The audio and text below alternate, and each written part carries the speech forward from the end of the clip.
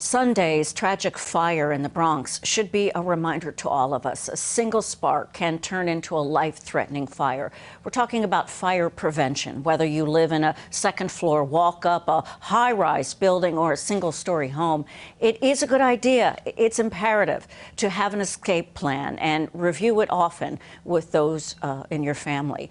Now, while the investigation continues into what happened in that 19-story apartment building in the Bronx, the FDNY says it appears the fire started in a space heater that malfunctioned in a second-floor duplex.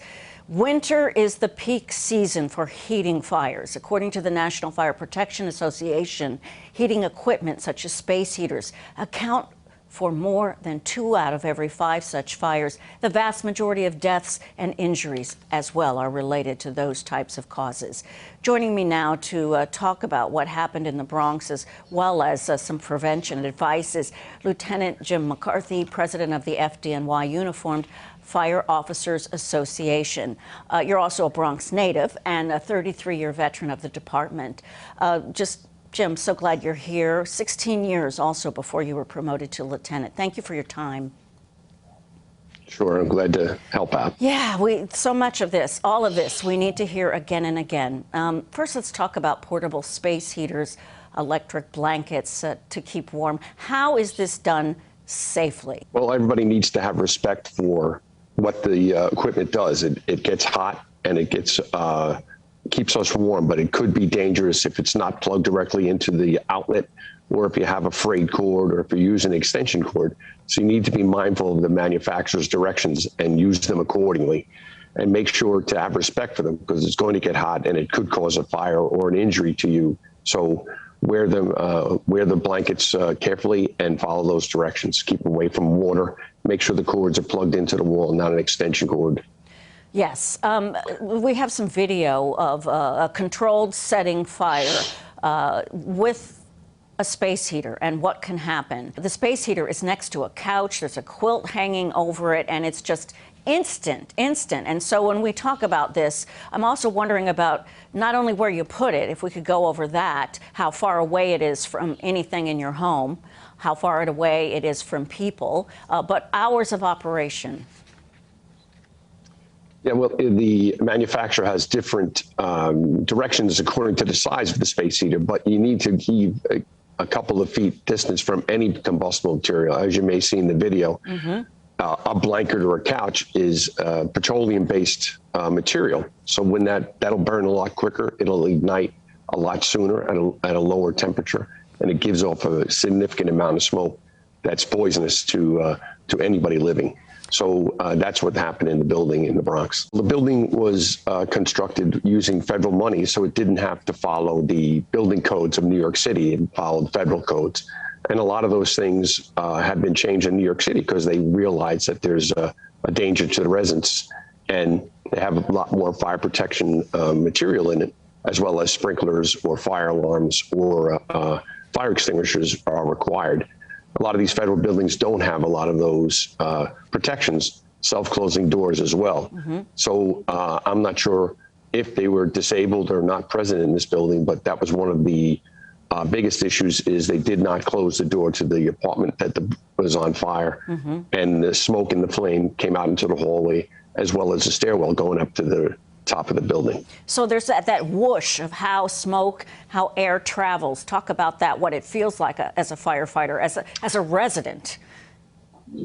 Well, the volume of smoke increases exponentially every minute that there's burning. So you're going to have a smoke's going to fill the room in a matter of no time, and you're only going to have breathable air an inch on the floor, an inch up from the floor. The rest of the apartment and the building will be filled with smoke that's acrid and burns your lungs, and you can't breathe, and there's no oxygen in it because of the products of combustion. Again, if you don't close the door, which is one of our multiple public service announcements the fire department does, is close the door to the apartment, close the door to the room, close the door to the stairwell, because that helps people get out. And all of the people that died were found in from smoke inhalation. So they were found in the hallways of the stairwell, overcome by the smoke from that apartment fire. Sometimes it may seem counterintuitive. You want to run away, but all these things need to be taken into account. Most of all, you know, what you experts are telling us. Call 911, shut the doors. What else? Do you break windows if you need to? You don't have to break the window, but a high-rise residential building, generally you can stay in your own apartment.